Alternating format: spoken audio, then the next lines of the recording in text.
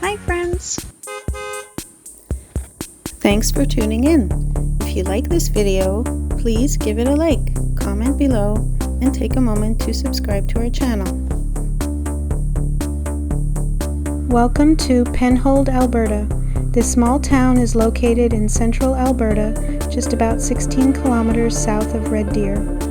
Penhold began as a simple railway stop in the early 1900s, when the tracks of the Canadian Pacific Railway were built through the area. It quickly grew into a farming community, with families settling here to raise crops and livestock on the open prairie land. The name Penhold is believed to have come from a place in England, or possibly from the name of a railway worker. Over the years, the town became known for its strong farming roots and its close connection to nearby Red Deer. During the Second World War, Penhold played an important role by hosting the RCAF Penhold Air Base, a training station for pilots and aircrew. The base was active for many years and was even used for NATO pilot training after the war. Today, Penhold has grown into a quiet, welcoming place with schools, parks, and recreation centers while still keeping its small town feel. It sits along Highway 2A and is surrounded by beautiful farmland and open skies. Thanks for joining us as we take a look around this peaceful Alberta town.